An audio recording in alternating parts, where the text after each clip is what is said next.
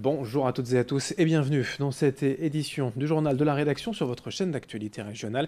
Édition un peu spéciale puisqu'un invité est avec nous sur le plateau, François Scheffer, bonjour. Bonjour.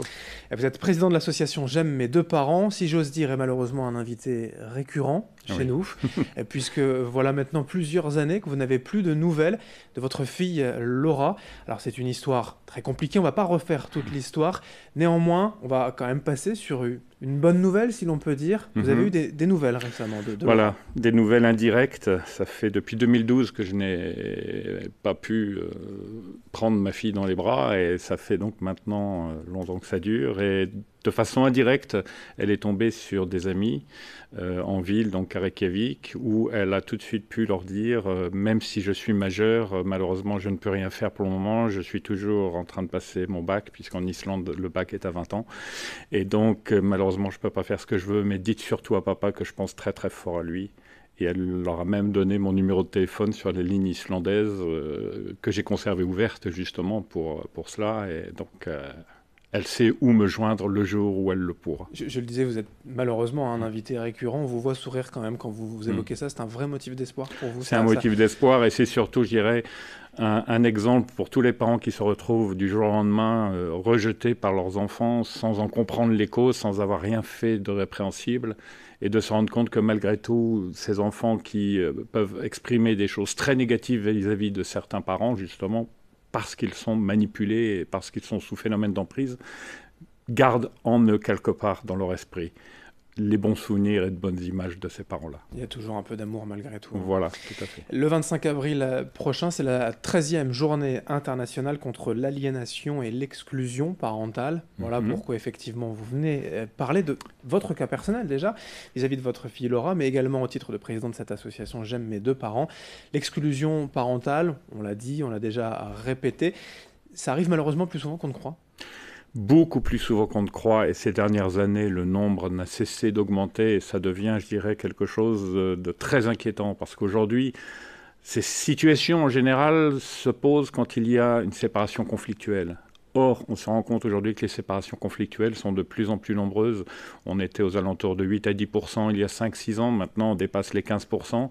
On se rend compte, ne serait-ce que sur le terrain, lors de nos permanences, du nombre de familles en détresse qui viennent, d'associations maintenant qui est sollicitée de part et d'autre de toute la France par de nombreuses familles qui sont complètement démunies. Et on se rend compte aujourd'hui que ce sont des milliers et des milliers de familles touchées, des milliers et des milliers d'enfants qui sont fracassés par ces situations. Le cas typique, voilà, c'est un couple qui se déchire, qui divorce, certes, et qui va en fait prendre en otage dans voilà, ce conflit l'enfant qui lui n'a rien demandé. Voilà, c'est-à-dire que l'enfant devient quelque part le soldat d'un des deux parents qui va donc installer une emprise pour pouvoir manipuler celui-ci et pour pouvoir considérer l'enfant comme sa propriété privée et empêcher l'autre parent de pouvoir rencontrer cet enfant, de pouvoir participer à sa vie quotidienne.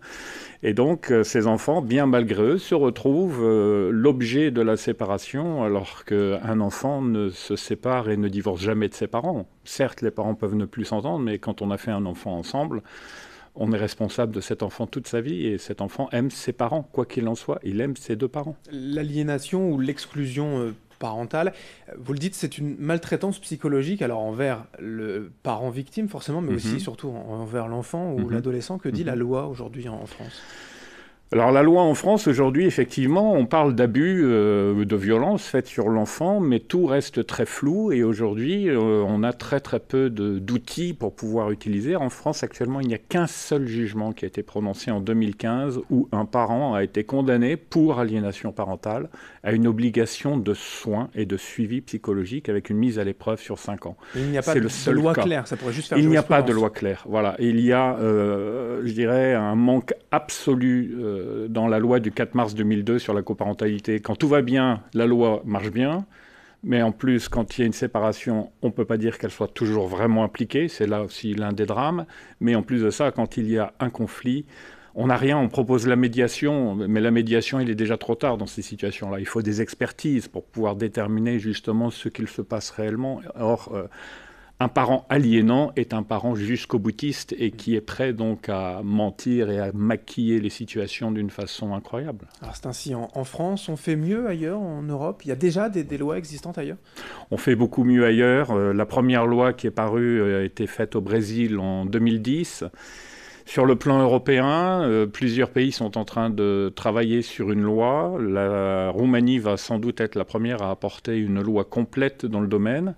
Et pas plus tard que depuis le 1er janvier dernier, la Grande-Bretagne a mis en place quelque chose qui, à mon avis, est extrêmement important. C'est qu'un parent qui empêche l'autre parent de pouvoir assumer ses rôles et qui empêche surtout l'enfant de pouvoir voir l'autre parent se retrouve pris dans une procédure mise en place par les services sociaux où il peut aller jusqu'à perdre l'autorité parentale s'il n'accepte pas une situation de suivi avec un accompagnement psychologique, et une clinique de l'aliénation parentale existe également à Londres.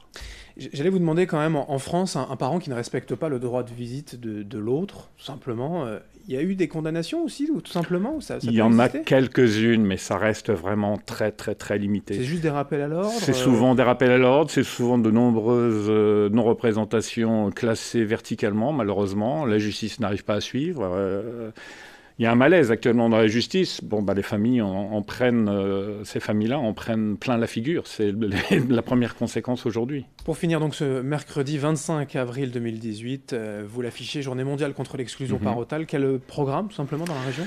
Alors, le programme ici dans la région, c'est d'une part donc de sensibiliser les élus. 70 élus de la région ont été invités. Nous leur remettrons le ruban bleu qui est le symbole de l'exclusion parentale, non pas en tant que telle, mais qui est tout d'abord le symbole de la violence, de la lutte contre la violence et contre les abus faits aux enfants. Or, l'aliénation parentale est une violence que les associations internationales de psychologie ont reconnue de façon mondiale, et l'OMS est en train actuellement de plancher sur une nouvelle classification des maladies où les termes aliénation parentale vont apparaître, non pas en tant que pathologie elle-même, mais appartenant à la pathologie des relations parents-enfants. Et pour les parents, il y a aussi des permanences que vous organisez? Voilà, il y a des permanences qui sont organisées tous les mois sur LM. Et puis, donc, le 25 avril, nous aurons un grand lâcher de ballon, donc à 17h au parc Jean-Baptiste Lebas, avec des messages que toutes les familles nous envoient de France pour pouvoir mettre donc sur ces petites fiches. Et également, tous les gens qui viendront pourront envoyer des messages d'espoir qui partiront au gré des vents. Merci François Scheffer, je le rappelle, président de l'association J'aime mes deux parents, à l'occasion de cette journée internationale contre l'exclusion, l'aliénation parentale le 25 avril. Merci. Merci bien D'être de nouveau venu sur notre antenne. Merci à vous de nous avoir suivis. L'info continue dans un instant.